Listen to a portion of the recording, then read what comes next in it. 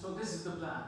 Um, the idea is to have a half-an-hour session, an exchange with the writers and the audience, of course, and we'll stop around 8:45 to have some wine downstairs, and then meet again with some of you anyway during the convention tomorrow, even for our session, in which some of the writers will be, delivering their talks.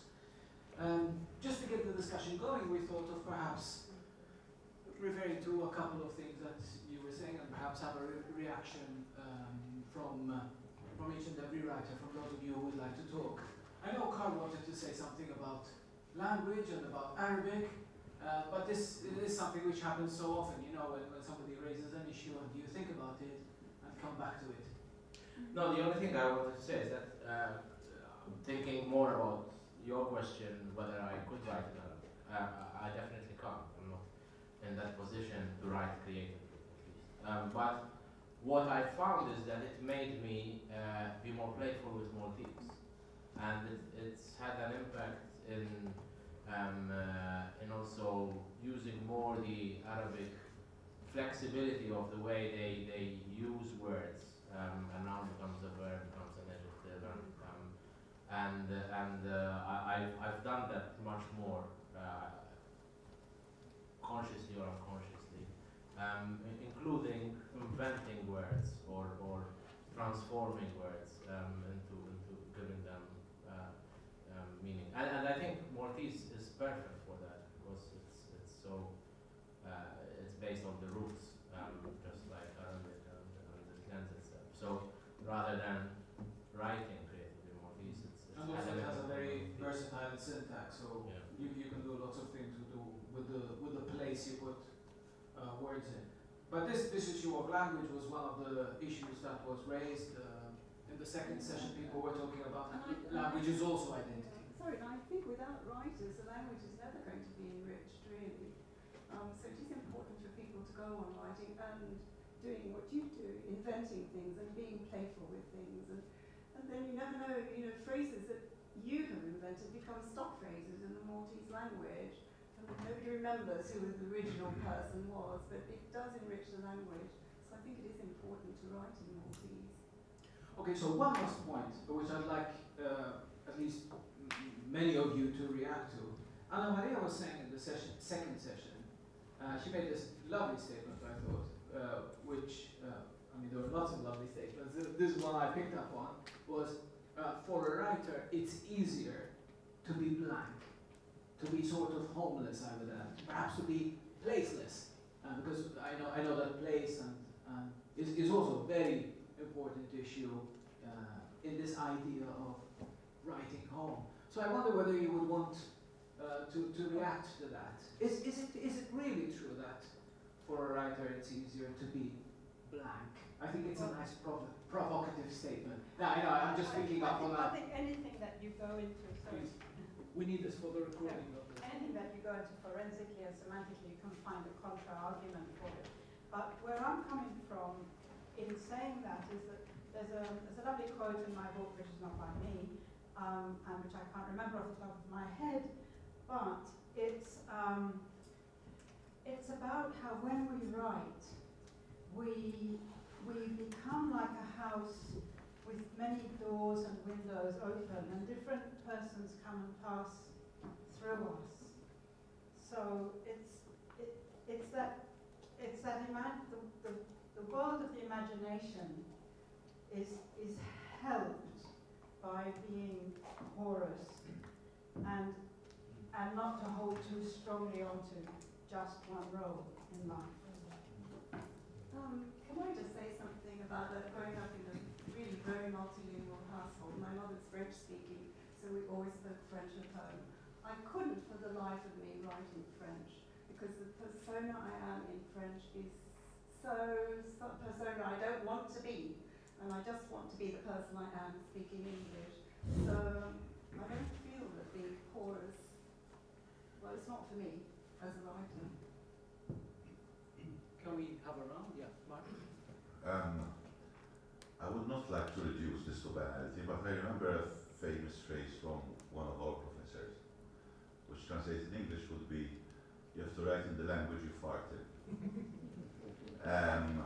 Which I guess is very real. I mean, everyone has his linguistic experiences. Everyone has had his conversions. Karen converted from Italian to Maltese. Alex converted from English to Maltese in Prague, which is another story. So, and I feel I've always felt comfortable with Maltese, and I was raised in a typically middle-class bilingual family, semi-bilingual as we have lived, and once at 14 years old of age I made a conscious decision to use Maltese, study Maltese, and delve into Maltese. So I think everybody has his own story with language, though I still insist that one speaks according to the persona, like you are saying, the persona where you feel most comfortable. I couldn't for the life of me write in English, although I can write maybe an academic article or a journalistic article in English, but to write something which is creative, I think there's Maltese, and I think Maltese is enough for me as a writer, despite all the perceived limitations that we talk about. I think it's enough, and I think that's the writing game I would like to engage in, and that's the challenge I would like to give myself, to be able to use Maltese like any other language around, to express, you know, to write about the big issues or whatever literature is about.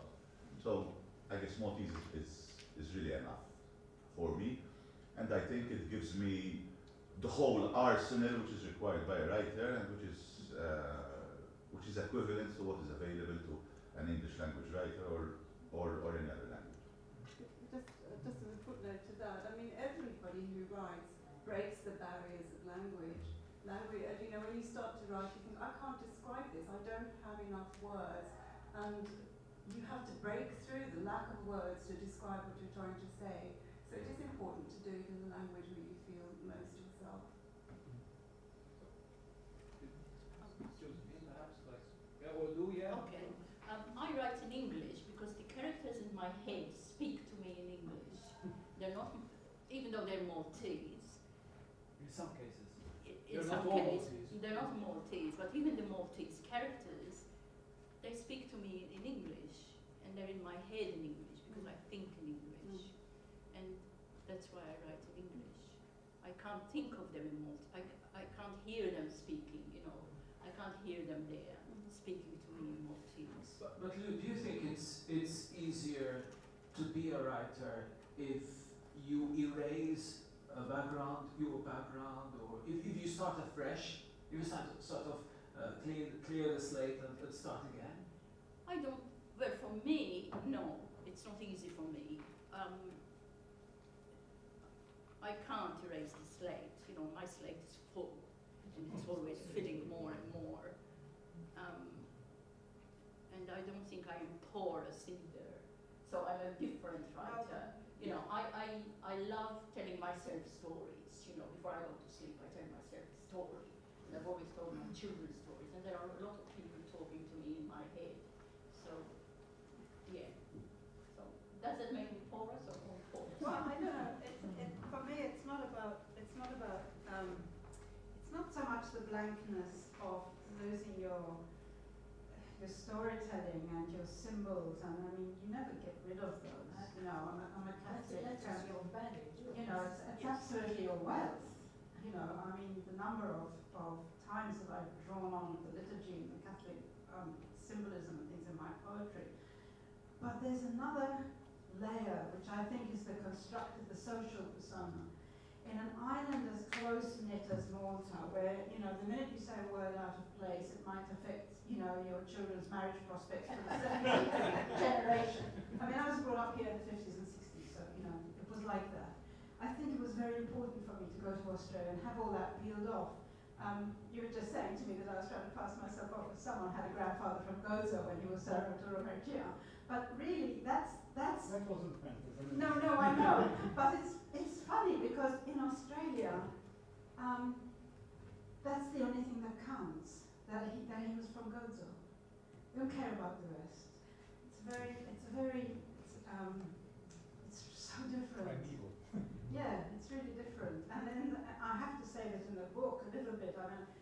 imagine Mary Lou is a great friend of mine. When I said that my mother and I were cleaning fish and talking about how Pookie were caught, I imagined Mary Lou saying something about that. But you have to make it really everybody's experience in Australia. And in fact, doing that makes it more universal in a sense. Whereas we have our little elites here, and although it can be very amusing, and I've often thought of, it'd be lovely to write monologues or vignettes or something from those elite perspectives, it's not really, I write non-fiction, so I really want to write about earthy things.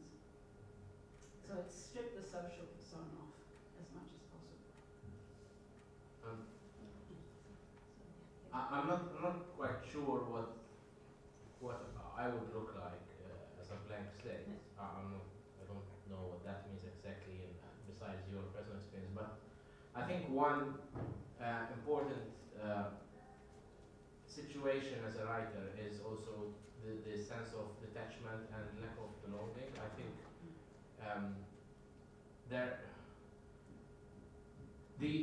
there is obviously the place and the country, the nation, the ethnicity, whatever you're coming from, which is there and it's part of your luggage.